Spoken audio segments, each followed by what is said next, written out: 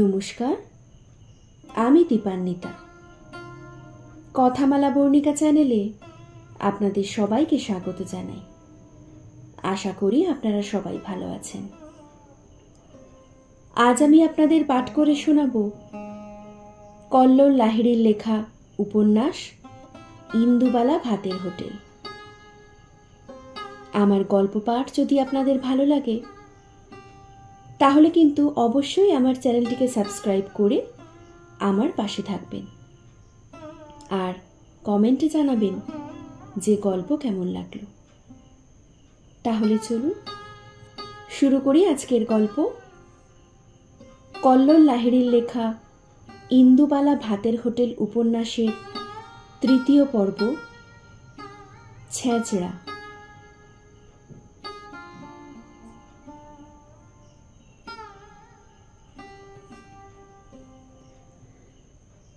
কোনো এক আষাঢ়ের সকালে জন্ম হয়েছিল ইন্দুবালার। মায়ের মুখে শুনেছিলেন ঝমঝমিয়ে বৃষ্টি হচ্ছিল সেদিন। কাঁঠাল গাছের গুঁড়ি বেয়ে বৃষ্টির জল ঢুকেছিল আঁতুর ঘরে। জল থই থই মেঝেতে সদ্য জন্মানো শিশুটি সাঁতার কাটছিল যেন। ঠাম্মা কোলে তুলে নিতেই অবাক হয়ে গিয়েছিলেন। এমন চাঁদপানা মুখ তুই পেলি কোত্থেকে এই বংশে? সোহাগ করে নাতনির নাম রাখলেন ইন্দুবালা। তারও বছর পাঁচেক পরে মাঘের কুয়াশা ভরা ধান ক্ষেতের আল দিয়ে হেঁটে বাবার হাত ধরে স্কুলে ভর্তি হয়েছিলেন। শুধু এইটুকু মনে আছে, ফুল ফুল ছাপ একটা ফ্রক পরেছিলেন। গায়ে ছিল মায়ের বোনা সোয়েটার, মাথায় উলের টুপি। ঠাম্মার কাছে শোনা রূপকথার রানী বলে মনে হচ্ছিল সেদিন নিজেকে। ঠাকুরদার টোলটা তখনও চলছে টিমটিম করে। সেই টোলে বর্ণ পরিচয়, ধারাপাত এইসব টুকটাক শিখতে শুরু করেছিলেন, কিন্তু বেশি দিন সেখানে পড়া হলো না। আমের গাছে মুকুল ভরিয়ে, সরস্বতী পুজোয় হাতে খড়ি দিয়ে দাদুর বড্ড তাড়াতাড়ি ছিল হয়তো এক্কেবারে চলে যাওয়ার। শিশিরে ভিজেছিল টোলের রাস্তাটা। সেদিন কেউ আর দাওয়া ঝাড় দেয়নি, উঠোন লেপেনি। পাশের মুকুল ভর্তি বুড়ো আম গাছটা কাটা হয়েছিল দাদুর সৎকারের জন্য। ঠিক এর পরেই দুটো গা পেরিয়ে পড়তে গিয়েছিলেন ছোট্ট ইন্দুবালা। পড়াশোনায় তার বেজায় মন ছিল। দাদু সেই ছোট্টবেলাতেই তাকে স্বপ্ন দেখিয়েছিলেন ঢাকা বিশ্ববিদ্যালয়ের। ইয়াব বড় বাড়ি, সামনে কত কত গাড়ি। বেনি দুলিয়ে শাড়ি পরে ইন্দুবালা কলেজ করছে, এমন একটা ঝাপসা ছবি যেন আলপনার মতো আঁকা থাকতো মনে। ওইটুকুনি মেয়ে এত সব কিছু যে বুঝতো তেমনটা ঠিক না, শুধু অনেক দূরে যাওয়ার স্বপ্নে বিভোর হয়ে থাকত। এক্কা দোক্কা, লুকোচুরি, খেলনাবাটির বয়স পার করে ইন্দুবালা প্রবেশ করলেন এবার হাই স্কুলে। সেখানে মেয়ে বলতে হাতে কোনা ওই কজন। মাঝের পাড়া, পুবের গা আর কলাপোতা মিলিয়ে মেয়ের সংখ্যা তেমন একটা ছিল না। থাকবেই বা কি করে, সবাইকে স্কুলে যাওয়ার অনুমতি দিত না বাড়ির লোকজন। ছেলের পালের মধ্যে মেয়ে বসবে শুনেই হাত পা ঠান্ডা হয়ে আসত অনেকের। ইন্দুবালার মার পছন্দ ছিল না স্কুলটা কোনোদিন। বাড়িতেই তো পড়াশোনা করা যায়, অনেকবার সে কথা বলেছেন স্বামীকে। কিন্তু যার বাবার টোল ছিল যে নিজে কলকাতা বিশ্ববিদ্যালয়ে এককালে পড়াশোনা করেছে, কিন্তু ভাগ্যের ফেরে মাঝপথে ছেড়ে দিয়ে এসে সংসারে হাত লাগিয়েছে, সে তার মেয়েকে পড়াবে না তা হতে পারে? তাই লেখাপড়া, স্কুল যাওয়াটা চলছিল ইন্দুবালার দিনের অন্যান্য কাজের মতোই। সেটাও অবশ্য বেশি দিন স্থায়ী হলো না। মায়ের খানিকটা চিলচিৎকারেই হোক আর চারপাশের পরিস্থিতি দ্রুত পাল্টে যাওয়ার কারণেই হোক, কোনো এক সূত্র ধরে বাবা চিঠি লিখেছিলেন তার বন গ্রামের এক বন্ধুকে। কন্যার বিবাহ তাড়াতাড়ি সম্পন্ন করতে চাই। ভালো পাত্র থাকিলে জানাইও। সেখান থেকে উত্তর পেতে দেরি হয়নি। ছেলে একেবারে মাস্টার, নিজেদের দোতলা বাড়ি, বনেদি বংশ, বন্ধুর বিশেষ পরিচিত। শুধু একটু খুঁত আছে। খুঁত? ঠাম্মা সেদিন বাড়িতে তালের ভাপা পিঠে করেছিলেন। গ্রামে অষ্টপ্রহরের জন্যে বাড়িতে ছিল নিরামিষ রান্না। হাঁড়িতে সেদিন বসেছিল আতপ চালের খিচুড়ি। আলুগুলো ডুমো ডুমো করে কাটা ছিল। বাগান থেকে ইন্দুবালা তুলে এনেছিলেন অসময়ের কাঁচা টমেটো। নামানোর আগে ঠাম্মা ছড়িয়ে দিয়েছিলেন খড়িমতির দুধে তোলা বাড়ির ঘি। কলাপাতায় ঘিয়ের গন্ধ ওঠা খিচুড়ি খেতে বসে দোজবরের শব্দটা জীবনে প্রথম শুনেছিলেন ইন্দুবালা। ছাদনাতলায় ছেলেকে দেখে ডাকাত মনে হয়েছিল তার। ইয়া গোঁফ, বাবড়ি চুল, চোখ টকটকে লাল, দাঁতগুলো খয়েরের ছোপে মলিন, নিঃশ্বাসে দুর্গন্ধ। ছেলে বরণ করে এসে এই প্রথম মা বাবার হাত ধরে জানতে চেয়েছিলেন, সব খবর নিয়ে দিচ্ছ তো মেয়েকে? গা দিয়ে যে গন্ধ বেরোয়, সবাই ফিসফিসাচ্ছে, বলছে মাতাল বর। কিন্তু ততক্ষণে অনেক দেরি হয়ে গেছে। বাসর ঘরে কড়ি খেলা শুরু হয়ে গেছে। একটু পরেই বউয়ের পাশে দোজবরের স্বামী ঘুমে ঢুলে পড়লে ইন্দুবালা ভালো করে তাকিয়েছিলেন লোকটার মুখের দিকে। হাঁ করে ঘুমোচ্ছিলেন বাবু মাস্টার রতনলাল মল্লিক। নাক ডাকার চোটে বাইরে এসে বসেছিলেন ইন্দুবালা। চারিদিকের অন্ধকারে সেই শেষবারের মতন জোনাকিগুলো যখন আলো জ্বালিয়ে তাকে ঘিরে ধরল, তখন নিজেকে আর সামলাতে পারেননি তিনি, ভেঙে পড়েছিলেন। একটা মেয়ে তার যাবতীয় শেষ স্বপ্নটুকু নিয়ে কাঁদছে। তার সাক্ষী কোনো কাছের মানুষ ছিল না সেদিন। কোনোদিনই অবশ্য থাকেনি ইন্দুবালার পাশে কেউ।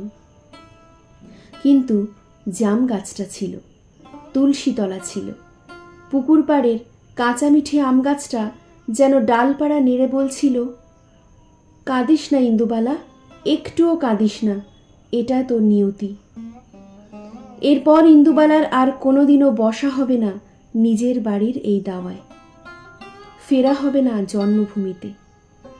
কলাপোতা গ্রামটা সশরীরে মুছে যাবে তার ভৌগোলিক স্থাবর অস্থাবর সব কিছু নিয়ে। ইন্দুবালার শুধু মনে রয়ে যাবে এক অলৌকিক অনুভূতি, দেশ নামের স্পর্শ না করা এক স্বপ্নকে। মেয়ের হাত থেকে কনকাঞ্জলি নিয়ে মা আর ফিরে তাকাননি, নিয়মও ছিল না। এক রাতের মধ্যেই তিনি বুঝেছিলেন কার হাতে মেয়েকে তুলে দিলেন শেষ পর্যন্ত। নিজের স্বামীকে বেশি কিছু বলতে পারেননি, এমনকি দায় চাপাতেও না। কারণ তিনি জানতেন তার মেয়ে দিন দিন একটা আগুনের গোলা তৈরি হচ্ছে। ওই রূপ এই পাড়া গায়ে খাল বিল পুকুরের পাশে শাপলা গন্ধরাজের মতন যত ফুটে বেরোবে, তত বাড়ির বিপত্তি বাড়বে। এমনিতেই রাত বিরেতে ঘুম ভেঙে যায় তার। এগিয়ে গিয়ে দেখেন দরজার হুড়কো ভালো করে দেওয়া আছে কিনা। বাড়িতে আগুন রাখলে তার সাথে যে পর্যাপ্ত জলও রাখতে হয়, সেটা মনে করেই হাত পা সিদিয়ে যেত তার। পাশের গ্রাম থেকে মনিরুল মাঝে মাঝেই আসতো ইন্দুবালার কাছে পড়া দেখতে। সমবয়সী তারা, এক্কেবারে পছন্দ হতো না মায়ের। ইন্দুবালা সেটা বুঝতেন, কিন্তু মনিরুলকে খুব মিষ্টি লাগতো তার। গুটি আমে সর্ষের তেল, কাঁচা লঙ্কা, চিনি মাখিয়ে খেলে যেমন, মনিরুল ঠিক তেমন। লজ্জায় মুখে লাল হয়ে যায় ইন্দুবালা। এইসব কি ভাবছেন তিনি? তড়িঘড়ি বাইরের দাওয়ায় আসন পেতে কাঁসার গ্লাসে জল দিয়ে বসতে দিতেন মনিরুলকে।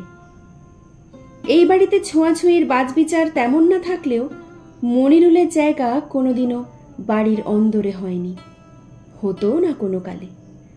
যদিও ধর্ম জাত এইসব নিয়ে বড় একটা মাথা ঘামাতেন না দাদু, কিন্তু বাবা মা ছিলেন উল্টো পথের পথিক। ছুতমার্গের বাজবিচার যে কত দূর যেতে পারে তা ইন্দুবালা দেখেছিলেন কলকাতায় এসে, শাশুড়ির সংসারে।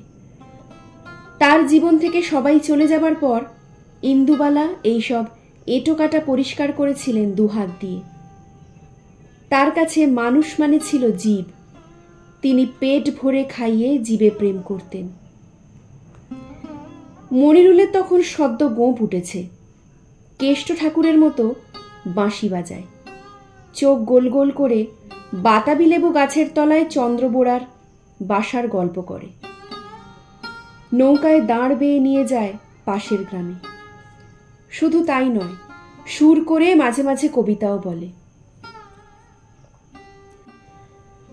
আজও এই গাঁও অঝরে চাহিয়া ওই গাঁওটির পানে, নীরবে বসিয়া কোনো কথা যেন কহিতেছে কানে কানে।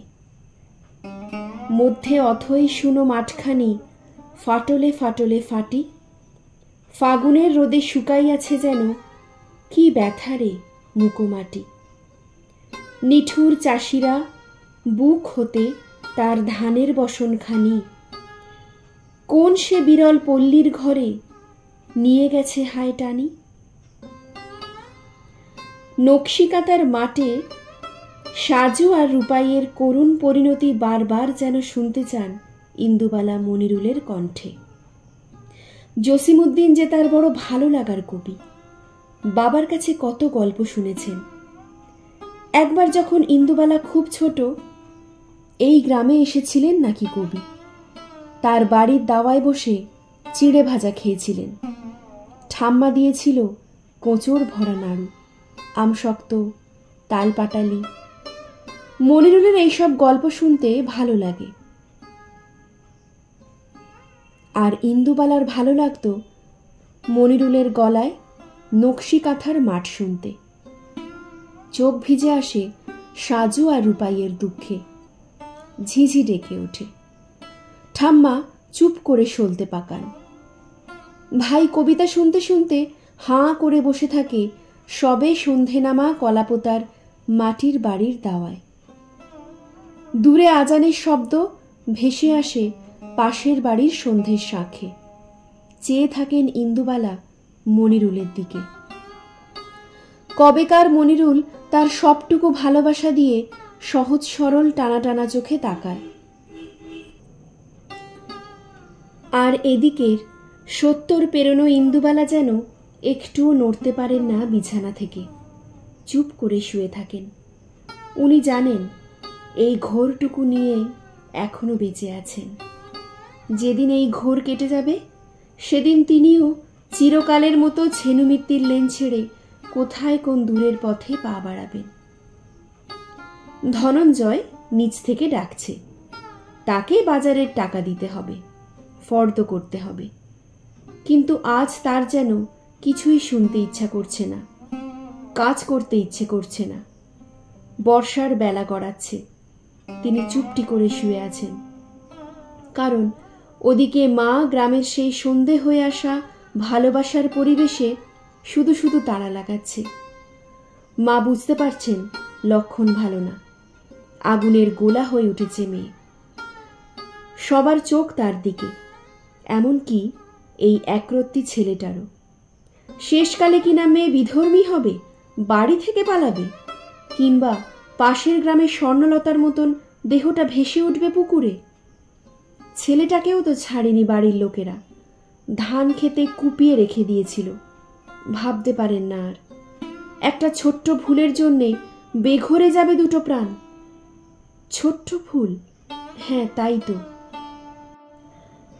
কবে আর কার জীবনে ভালোবাসা অনেক বড় হয়ে এলো।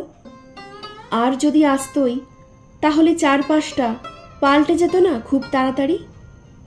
মুখ দিয়ে বেরিয়েই যায়। এবার তুই উঠে পড় মনিরুল, অনেকটা পথ যাবি, তোর মায়েরও তো চিন্তা হয় তাই না। কথাগুলো বলতে পেরে যেন শান্তি পান ইন্দুবালার মা। মনিরুল গুছিয়ে নেয় তার বই, ব্যাগ, হাতের বাঁশি। লণ্ঠন নিয়ে উঠোনটা পার করে দিয়ে আসেন ইন্দুবালা।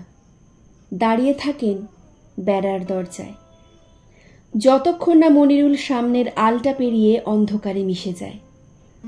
মনে মনে ভালোবেসে ফেলেছিলেন কি মনিরুলকে ইন্দুবালা? বেসেছিলেনই তো, না হলে কে লুকিয়ে লুকিয়ে মনিরুলের জন্য নাড়ু নিয়ে যেত, মুড়ির মোয়া, কুলের আচার। গপ গপ করে ছেলেটা খেত আর একটানা গল্প করে যেত। কত যে গল্প ছিল মনিরুলের ওই ছেঁড়া কাপড়ের ব্যাগে ঠাহর করতে পারতেন না ইন্দুবালা। তাহলে কেন কোনোদিনও মনিরুলকে নিজের ভালো লাগা ভালোবাসার কথা বলতে পারেননি? ভয় করেছিল তার, নাকি বড় অভিমান করেছিলেন মনিরুলের ওপরে? মা আসতে বারণ করেছিল মনিরুলকে, তাই বলে সে আর এই পথ মারাবে না? স্কুলেও কথা বলবে না, লুকিয়ে লুকিয়ে থাকবে সব সময়? চোখ ফেটে জল আসতো ইন্দুবালার। টিফিন কৌটোতে পড়ে থাকতো আমলকি, নলেন কুড়ে পাকানো রুটি। তারা যে একসাথে বসে দুজনে খেত, সে কথা কি মনিরুল ভুলে গেছে? খিদে পায় না বুঝি ইন্দুবালার? একদিন স্কুলে আসাই বন্ধ করে দিল মনিরুল। কারা যেন রটিয়ে দিল কলাপোতার ইন্দুবালার সাথে 7 দিঘি গ্রামের মনিরুলের প্রেম হয়েছে। চিঠিও নাকি পেয়েছে তারা। বাড়িতে বন্দী হলেন ইন্দুবালা। আলের ধারের জানালার কাছে চুপ করে বসে থাকতেন। সন্ধ্যের শাঁখ বাজত। আজান তার ঠিক সময় মতোই হতো, কিন্তু মনিরুলকে আর আলোর পথে দেখা যেত না। এতটাও কেন ভালোবাসত মনিরুল ইন্দুবালাকে, যে ভালোবাসার দাম দিতে গিয়ে হারিয়ে যেতে হয়েছিল তাকে? বিয়ের অনেক দিন পরে শাশুড়ি যখন আর নেই, স্বামীর বাইরে থাকা এবং নেশার মাত্রা পাল্লা দিয়ে যখন আরও বেড়েছে, সংসারের হাল হয়েছে না খেতে পাওয়া মানুষগুলোর মতো, ইন্দুবালা হিমশিম খাচ্ছেন ছোট্ট দুটো ছেলে আর কোলের মেয়েকে নিয়ে। তখন একজন ভদ্রলোক দেখা করতে এলেন তার সঙ্গে। সন্ধ্যের আলোতে জীবনের প্রথম প্রেমকে চিনতে একটুও দেরি হয়নি তার। মনিরুলকে আরও সুন্দর লেগেছিল সেদিন। চশমা পরে চুপটি করে দাঁড়িয়েছিল দরজার সামনে সে। হাতে ছিল একটা চিরকুট। সেখানে পেন্সিলে অস্পষ্টভাবে লেখা ছিল ছেনুমিত্তির লেনের ঠিকানা। এত গল্প করা ছেলেটা এত শান্ত কি করে হয়ে যায়? বাড়ির ভেতরে এনে বসিয়েছিলেন মনিরুলকে। রান্নাঘরে ঢুকে আতিপাতি খুঁজছিলেন কি দিতে পারেন খেতে। অসহায় লাগছিল তাকে বড়। কৌটোর তলানিতে পড়েছিল একটু চিড়ে, সেইটুকুই ভাজলেন, সঙ্গে দিলেন চা। মনিরুলেরও বসার সময় ছিল না সেদিন। আত্মগোপন করে আছে যে সে কলকাতায়। পাকিস্তানের ঝানু গুপ্তচর ঘুরছে তাদের পিছনে। বাংলাদেশ নামের স্বাধীন রাষ্ট্র গড়বার লক্ষ্যে একটা বড় দায়িত্ব নিয়ে এসেছে সে ইন্ডিয়ায়। বালিগঞ্জের কোথাও ওরা একটা রেডিও স্টেশন খোলার চেষ্টা করছে, স্বাধীন বাংলাদেশের বেতার। ইন্ডিয়া সরকার তাদের সব রকম সাহায্য করছে। একটা স্বাধীন দেশ পেতে চলেছি ইন্দু, আর কোনো ভাবনা নেই। চোখ মুখ যেন জলজল করছে মনিরুলের। ইন্দুবালারও কি ইচ্ছে হচ্ছে না আজ ওর হাত ধরে যদি সে সত্যিই বেরিয়ে যেতে পারত দেশের কাজে, কি ভালোই না হতো। কিন্তু যে চক্রব্যূহের মধ্যে তিনি তখন আটকে পড়েছেন, সেখান থেকে বেরোবেন কি করে? একদিকে মাতাল নেশাতুর স্বামী, অন্যদিকে ছোট ছোট 3 ছেলে মেয়ে। ইন্দুবালার জগৎ তখন অন্য। মল্লিক বাড়ির বউ তিনি। চলে যাবার আগে ইন্দুবালার হাতে মনিরুল দিয়ে গিয়েছিল নকশি কাঁথার মাঠ বইটা। তার প্রথম পাতায় সই করে লেখা ছিল ইন্দুকে, জসিমউদ্দিন। চোখে জল ভরে এসেছিল ইন্দুবালার। এমন উপহার আজ পর্যন্ত কেউ তাকে দেয়নি। মনিরুল বলেছিল কবির সাথে দেখা হওয়ার বিস্তারিত গল্প, বলেছিল ইন্দুবালার বাড়ির কথা, তাদের ছোট্ট গ্রাম কলাপোতার কথা, তালপাটালি আর তিলের নাড়ুর কথা। কবির চোখে যেন জল দেখেছিল মনিরুল, সঙ্গে সঙ্গে লিখে দিয়েছিলেন তিনি। এখনো মনে আছে তাহলে সবকিছু মনিরুলের? ভোলেনি সে কিছুই? না, মনিরুল ভুলে যায়নি, মনিরুল ভুলতে পারে না, বিয়েও করেনি সে, করতে পারত না মনিরুল। রূপাই কি বিয়ে করেছিল আর? কবরে মাথা রেখে মরেছিল সে। মনিরুল মরবে দেশের জন্যে, স্বাধীনতার জন্যে, বাংলা ভাষার রাষ্ট্র গড়ার জন্যে। এটা তার ভালোবাসার দিব্যি।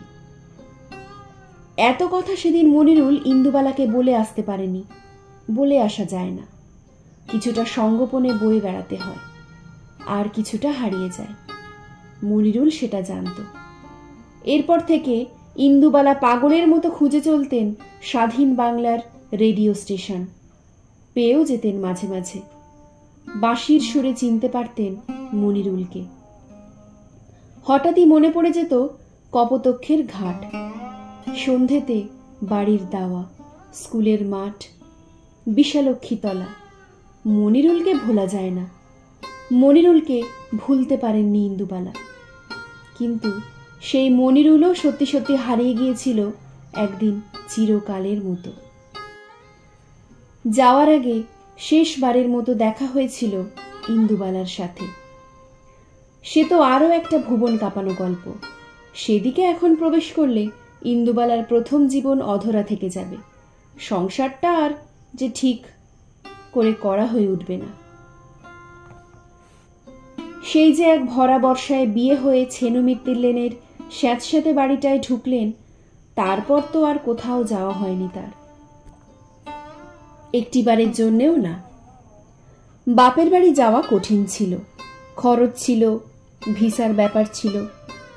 এক এক করে সব গয়না বিক্রি করে সংসার চালাতে গিয়ে নিজের দেহকে অলংকারহীন করে ফেলেছিলেন ইন্দুবালা। মায়ের সামনে দাঁড়ালে তক্ষুনি বুঝে যাবে যে। তাই বিয়ের পর একমাত্র গঙ্গা স্নান ছাড়া আর কোথাও যাননি ইন্দুবালা। সেই যে এসে মল্লিক বাড়ির রান্নাঘরে ঢুকেছিলেন, আজও আছেন, কিন্তু তার জন্যে কোনো খেদ নেই তার মনে।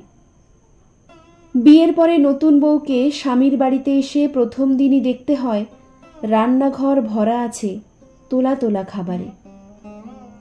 ডেকচি ভরা ডাল, কড়া ভরা মাছ, হাঁড়ি ভরা ভাত, মিষ্টি দই, পেতলের পাত্র থেকে উথলে ওঠা দুধ, চারিদিকে ভরা ভরা সবকিছু। ভরা দেখলে তবেই না গৃহস্থের সংসার সব ভরে উঠবে। কোলে কাঁখে মা ষষ্ঠী কৃপা করবেন বছরের পর বছর। শ্বশুর বাড়িতে প্রথমেই রান্নাঘরে গিয়েই যেন হ্যাংলার মতন চোখ বড় বড় করে সবকিছু দেখো না, পাখি পড়ানোর মতো শিখিয়ে দিয়েছিলেন মা। যা লোভী মেয়ে একটা, হয়তো দেখা গেল রান্নাঘরে ঢুকেই শুক্তোর পাত্র নিয়ে বসে গেল, 5 ভাজা থেকে নারকেলগুলো তুলে তুলে খেতে শুরু করলো। আনারসের চাটনি আর কারোর জন্য একটুও রইল না। তখন কি বেইজ্জতটা এটা না হতে হবে কুটুম বাড়িতে। ছোট ভাই পাশ থেকে বলে, আর রসগোল্লা মা, কলকাতার বড় বড় মিষ্টি, সেগুলো দিদিভাই খাবে না? কি রে, খাবি না? বিরক্ত হয়ে উঠে গিয়েছিলেন ইন্দুবালা।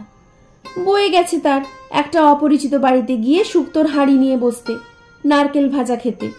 কত যে আনারসের চাটনি করো, ওই তো গাছেই পড়ছে ফলগুলো। বয়েই গেছে, বয়েই গেছে, বয়েই গেছে। খাবেন না ইন্দুবালা কিছু। সামনে এসে বাবা বাছা করলেও নয়। তখন অবশ্য বুঝতে পারেননি এত সব কিছু ইন্দুবালার কপালে জুটবে না কোনোদিনও। প্রথম বউ মারা যাবার 1 বছরের মধ্যে বিয়ে হচ্ছে বলে সব কিছু লুকিয়ে রেখেছিল শ্বশুরবাড়ি, এমনকি বিয়েটাও। হঠাৎ হয়ে গেলে যেমনটা হয় ঠিক তেমনটা। অথচ এইভাবে কলাপোতায় বিয়ে হয়নি ইন্দুবালার। রীতিমতো জাঁক করে 3 গ্রামের মানুষ খাইয়ে নিজের মেয়েকে বিয়ে দিয়েছিলেন ব্রজমোহন। ঠাম্মা সন্দেহ প্রকাশ করেছিলেন। বরযাত্রী বলতে বরের সাথে মোটে 4টে মানুষ এসেছে, পুরোহিত, নাপিত আর বরের 2 বন্ধু, ব্যাস। বাবা বলেছিল, বুঝতে পারছো না কেন মা? পাসপোর্ট ভিসার খরচ নেই, ওদিকেও তো ওদের অনুষ্ঠান আছে নাকি? কিন্তু এদিকে সত্যিই কোনো অনুষ্ঠান ছিল না, কোনো লোকজন আসেনি, সানাই বাজেনি। একটা ন্যাড়া বাড়ি দেখে বাবার শুধু চোখ উজিয়ে জল এসেছিল। বাড়ির বাইরে থেকে মেয়েকে বিদায় জানিয়ে ভাইয়ের হাত ধরে তক্ষুনি ফিরে গিয়েছিল দেশে। মেয়ের মুখের দিকেও তাকাতে পারেননি। হয়তো বুঝতে পেরেছিলেন কি মারাত্মক ভুলটা সত্যিই তিনি করে ফেলেছেন এই বাড়িতে মেয়ের বিয়ে দিয়ে। ইন্দুবালার ইচ্ছে করছিল ছুটে চলে যান বাবা ভাইদের সাথে, যেতে পারেননি। তারও বেশ কিছুদিন পরে পোস্ট কার্ডে পেয়েছিলেন বাবার মৃত্যু সংবাদ। তখন আর যেতে পারেননি, শাশুড়ি ছিলেন অসুস্থ। গয়না বিক্রি করে যাওয়ার মতো অবলম্বনটুকুও ছিল না। নদীর ধার থেকে বিদায় দিয়ে এসেছিলেন মা ঠাম্মাকে। বাবাকে বিদায় দিয়েছিলেন শ্বশুর বাড়ির দরজায়। ভাই এসে দিদিকে নিয়ে যেতে চেয়েছিল, কিন্তু সেও জানে কোথায় নিয়ে যাবে তার দিদিকে আর কিভাবে। ততদিনে যুদ্ধের দামামা বেজে গেছে, একের পর এক গ্রাম জ্বলছে। ভাইকে সেবারে ঠিকমতো খাওয়াতেও পারেননি ইন্দুবালা।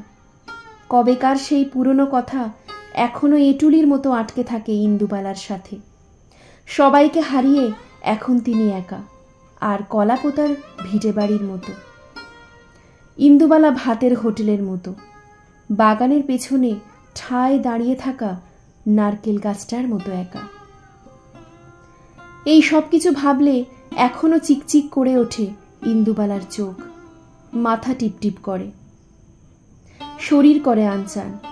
মনে হয় প্রেশারের ওষুধ খেতে বুঝি ভুলে গেছেন। বেতের ছোট্ট ঝাঁপি খোলেন, ওষুধ খান। ওপরের জানলা দিয়ে সকালের বাগানটাকে এই ছেনুমিত্তির লেনেও স্বপ্নের মতো মনে হয়। রান্নাঘর ভরা খাবার শাশুড়ি দেখাতে পারেননি ঠিকই, কিন্তু তার দূরদৃষ্টি ছিল প্রখর। বুড়ি হাত ধরে নিয়ে এসেছিলেন নতুন বউকে বাড়ির পেছনের বাগানটায়। বলেছিলেন, চোখ ভরে দেখ বউ, কেমন উপচাপা হয়ে আছে আমার সংসার। বেধবা মানুষ আমি, শুভ কাজে ভাতের হাঁড়ি চাপানোর অধিকার আমার নেই। নিজের সংসারে অমঙ্গল করতেও চাইনে। বাগান থেকে নিজের ইচ্ছে মতো যেটা মনে হয় সেটা তুলে আনগে। নিজের বউ ভাতের রান্নাটা যে আজ তোকেই করতে হবে। কেমন যেন চমকে ওঠেন ইন্দুবালা। এর আগে কলাপোতায় রান্না করেননি এমনটা নয়, জোর করে ঠাম্মা রান্না করাতো নিজের কাছে নিয়ে বসে। কখনো সখনো নিজেরও ইচ্ছে হতো। ভাইকে বলতেন, যা তো কলা পাতা কেটে নিয়ে আয়, আর চড়ুই ভাতি হবে। ভাই আরও কয়েকজনকে জুটিয়ে এক গাদা শুকনো খেজুরের পাতা টানতে টানতে নিয়ে চলে আসত। খেজুরের শুকনো পাতার আঁচে ইন্দুবালা খুদ জাল দিতেন। ছোট ছোট আলু কেটে, নতুন ওঠা পেঁয়াজ কুচো করে, লঙ্কা চিরে লাল করে ভাজতেন। সবাই মিলে উঠোনে বসে যেন অমৃত খাচ্ছেন বলে মনে হতো। কিন্তু তাই বলে শ্বশুর বাড়িতে ঢুকতে না ঢুকতেই তাকে রান্না করতে হবে, এমনকি নিজের বউ ভাতের রান্নাটাও। এই যে বাবা বলেছিল ছেলে নাকি মাস্টার, শিক্ষা দীক্ষা আছে, দোতলা পাকা বাড়ি, জমিদারের বংশ, রাজ্যের চাকরঝি। আমাদের ইন্দু খাটের ওপর পা তুলে বসে খাবে। খুব একটা বেশি দিন লাগেনি নিজের শ্বশুরবাড়ির স্বরূপ চিনতে ইন্দুবালার। যে স্বামীকে মাস্টার বলে পরিচয় করানো হয়েছিল মেয়ের বাড়িতে সম্বন্ধ পাতানোর সময়, তিনি মাস্টার ছিলেন বটে, তবে তাস পাশা জুয়ার। চিতপুর যাত্রাপাড়াতেও বেশ যাতায়াত ছিল তার। রথের পরে পরেই আর ঘরে মন টিকতে চাইত না। মুখে বলতেন পালাকার, কিন্তু আদপেই তার ধারে কাছে কোনো কলম কোনোদিনও দেখেননি ইন্দুবালা। এমনকি একছত্র লিখতেরও না। কাজেই স্বামী মাস্টার রতনলাল মল্লিক যাই বলতেন তাই যে ইন্দুবালা বিশ্বাস করে যেতেন তেমনটা নয়। কিছুটা বিদ্যে তার পেটেও ছিল। শুধু প্রথম যেদিন তার সামনে কাবুলিওয়ালা রতনলালকে পিটল, সেই দিনই সবকিছু আরও পরিষ্কার হলো। হেন নেশা ছিল না যা স্বামী করতেন না। এপাড়া বেপাড়ায় তার ভালোবাসার মানুষের অভাব ছিল না। শুধু তারা ভালোবাসত টাকার বিনিময়ে, আর টাকা যেত ইন্দুবালার গয়না বিক্রি করে। কাবুলিওয়ালা যখন বাড়ির সামনে অমন বড় মানুষটাকে বেধড়ক জুতো খুলে মারছে, কেউ এগিয়ে যায়নি। অন্য শরিকরা মুখ চাপা দিয়ে হাসাহাসি করছিল। শাশুড়ি গিয়েছিলেন গঙ্গা স্নানে। ইন্দুবালা কি করবেন বুঝতে না পেরে মাথায় ঘোমটা টেনে শটান রাস্তায় গিয়ে দাঁড়িয়ে পড়েছিলেন। কি মনে হয়েছিল কাবুলিওয়ালাটার কে জানে। রতনলালকে ফেলে রেখে দুদিনের নোটিশ দিয়ে চলে গিয়েছিল সে। যাবার আগে বলে গিয়েছিল, এমন ছ্যাজরা আদমির সাথে আছিস কি করে মা তুই? সেদিনই মাস্টার রতনলাল মল্লিকের অন্য নামটাও জেনে যান ইন্দুমালা। সবাই তাকে অলক্ষে ছ্যাঁচড়া বলে ডাকে। দৈবের কি পরিহাস, বিয়ের পরে প্রথম দিন শ্বশুরবাড়ির ছোট্ট বাগানে শাশুড়ি যখন ইন্দুবালাকে একা দাঁড় করিয়ে দিয়ে চলে গেলেন, তখন ইন্দুবালা দেখেছিলেন মাচার ওপরে পুঁইশাকের নতুন পাতা ওঠা ডগা। মাথা উঁচু করে যেন আকাশ দেখতে চায় তারা। ঝুড়ি ভরে পুঁইশাক তুলে নিয়ে এসেছিলেন মনের আনন্দে। কারণ তিনি জানতেন বাবা মেয়েকে দিয়ে যাওয়ার সময় মিষ্টি, কাপড় আরও অনেক কিছুর সাথে দিয়ে গেছেন দুটো বড় ইলিশ।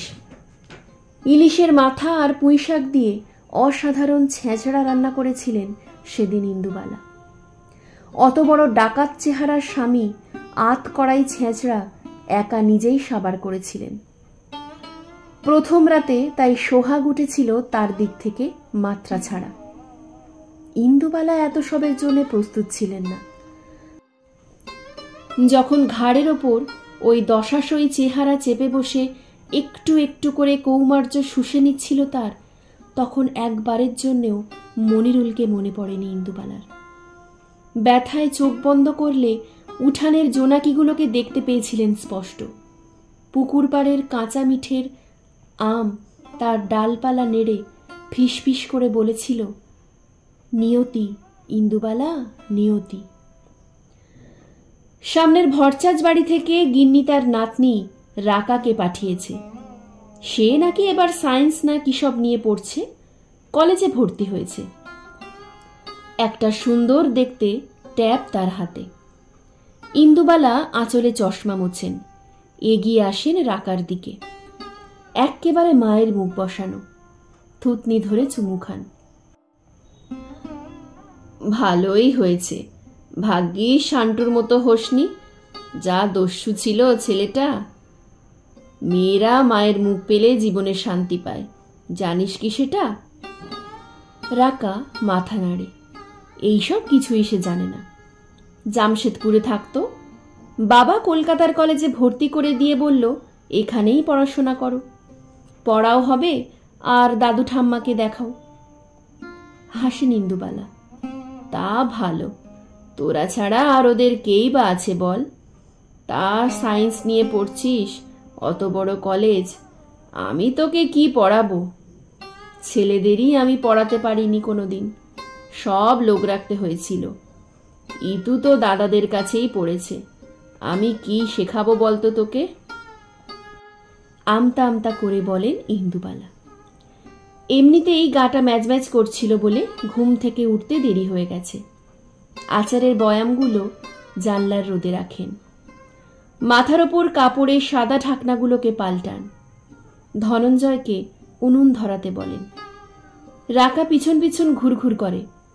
ভালো লাগে ইন্দুবালার। নিজের নাতি নাতনিগুলোর থেকেও বয়সে কত ছোট। বাড়িতে এমন একটা কেউ না থাকলে চলে? কেমন যেন ছেলেগুলোর কথা মনে পড়ে যায়, মেয়েটার কথাও। নাতি নাতনি নাতবউ ভরা সংসার তার। কি এমন ক্ষতি হতো এই বাড়িটায় সবাই মিলে একসাথে থাকলে? ঠিক আছে, না থেকেছে ভালো হয়েছে বাবা। তারপর সেই তো কাটাকাটি লাঠালাঠি, কম ঝক্কি পোহাতে হয়েছে একসময় এই বাড়ির ভাগ বাটোয়ারা নিয়ে। ভাগ্যিস উনি বেঁচে থাকতে থাকতে ব্যাপারটা সেরে গিয়েছিলেন, তা না হলে 3 ছেলে মেয়েকে নিয়ে গঙ্গায় গিয়ে ডুবে মরতে হতো। ভালোবাসতেন কি বাবু মাস্টার রতনলাল মল্লিক ইন্দুবালাকে? জিজ্ঞাসা করেননি কোনোদিনও ইন্দুবালা। স্বামীর সাথে কথা হতো কতটুকু, শুধু শেষ কয়েকদিন বিছানার সাথে যখন মিশে গিয়েছিলেন নিজের মায়ের মতোই, পেটটা ফুলে উঠেছিল বেঢপ। ডাক্তার বলেছিল জল জমেছিল পেটে। অথচ মধ্যরাতে যখন গঙ্গার জল খেতে চেয়েছিলেন, ইন্দুবালা জল গড়িয়ে এনে দেখেছিলেন সব শেষ। বাচ্চাগুলোর তখনও বোঝার বয়স হয়নি কি ক্ষতি হলো তাদের জীবনে, নাকি এই নরক থেকে চিরকালের মুক্তি লাভ। ইন্দুবালা রোয়াকে নেমে রান্নার বাসনগুলোকে ভালো করে জল ঝরাতে দেন। রাকা অবাক হয়ে জানতে চায়, এই এত কিছু ইউজ হয় তোমার হোটেলে দিদা? ইন্দুবালা হাসেন। কি আর উত্তর দেবেন ওইটুকু মেয়েকে? দোতলার ঘরে বড় কাঠের সিন্দুকটা দেখালে তো অক্কা পাবে। সব নিজের টাকায় বানানো। 1000 লোককে এখনো একবেলা খাওয়াতে পারেন ইন্দুবেলা। রান্নাঘরে ঢুকে উনুনের আঁচ দেখেন। রাকা যাই দেখছে তাতেই অবাক হয়ে যাচ্ছে। ও মাই গড, কয়লার উনুন! গ্যাস থাকতে এখনো তুমি এইভাবে রান্না করো দিদা? আমার কলেজে বললে সবাই এক্ষুনি ছুটে আসবে দেখতে, ইভেন আমাদের ম্যামও। ঘুরে তাকান ইন্দুবালা।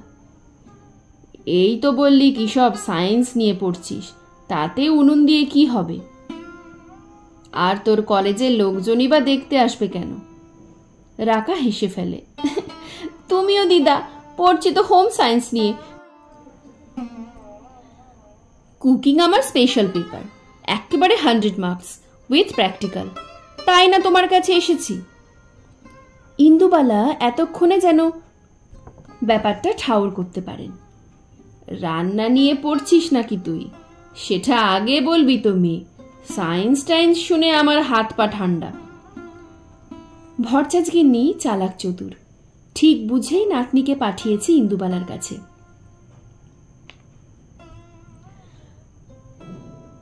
বইপত্তর আর তোদের ওই কম্পিউটারের থেকে বেশি জানে বুড়ি, শিখে নিতে পারলে আর তোকে ঠেকায় কে? ততক্ষণে ইন্দুবালা ভাতের হোটেলের প্রথম আঁচ গনগনে হয়ে যায়। আগুনের পাশে পেতলের থালায় সিধে রাখা আতপ চাল, একটা গোটা পান, কাঁঠালি কলা, আস্ত একটা সুপারি। কোনোদিন মিষ্টি জোটে তো ভালো, না হলে বাতাসা, এতে অগ্নিদেব খুশি হয়। গৃহস্থ বাড়িতে অনুষ্ঠানে হাঁড়ি চাপানোর আগে রান্নার ঠাকুররা এইসব চেয়ে চিনতে নিত। এখনো হয়তো নেয়, কিন্তু ইন্দুবালা এই আচার মেনে চলেন প্রতিদিন। মানুষের মুখের অন্ন বিক্রি করেন, যা তা কথা নয়। সামর্থ্য যদি থাকতো সবাইকে বিনা পয়সায় খাওয়াতেন ইন্দুবালা। তেমন খদ্দের যে নেই তা নয়, সেই লিস্টের খাতা না হয় অন্য কোনো দিন খোলা যাবে। ইন্দুবালার ঠাম্মা উনুনের প্রথম আঁচে কয়লার ওপর ছড়িয়ে দিতেন অল্প করে চিনি। এতে আঁচটাও ভালো হয় আর অগ্নিদেবকে তুষ্টও করা হয়। ইন্দুবালা উনুনের পাশে ধূপ জ্বেলে দেন, উনুনের ওপর মুঠো করে ছড়িয়ে দেন চিনি। আঁচের ওপর ধক করে জ্বলে ওঠে আগুন। হাত জোড় করে প্রণাম করেন। সবার পাতে অন্ন জুগিও ঠাকুর। রাকা ড্যাব ড্যাব করে তাকিয়ে দেখে, এই সব তাদের কলেজে শেখায়নি কোনোদিনও। তাদের তো সব মডিউলার কিচেন, মডার্ন ইকুইপমেন্টস। জল গরম করতে হলে জাস্ট টাইমার দিয়ে দাও। ইন্দুবালা বড় হাঁড়িতে জল বসান,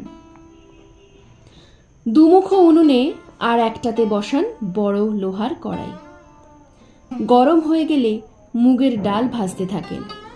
কেমন করে ডাল আন্দাজ করতে হয়, কেমন করে জল, মাথা গুনে ভাতে চালের পরিমাপ ইন্দুবালা শেখান রাকাকে। মনে মনে ভাবেন, এইভাবে একদিন তার ঠাম্মা তাকে রান্না শেখাতো। শুধু কত রকমের ফোড়ন হতো সেগুলো সব মনে রেখে দিতেন। এখনকার রাকা সেগুলো তার ট্যাবে লিখে রাখে চটপট, ছবি তোলে, ভিডিও করে। বাড়ির বাইরে গাড়ি এসে থামে, কেউ মা বলে ডাকে। ইন্দুবালা ঘুরে তাকান, বড় ছেলে মেজ ছেলে তাদের বউদের নিয়ে এসেছে। যাক, বাবার মারা যাবার দিনটা তাহলে তাদের মনে আছে, যদিও মনে থাকার কথা নয়।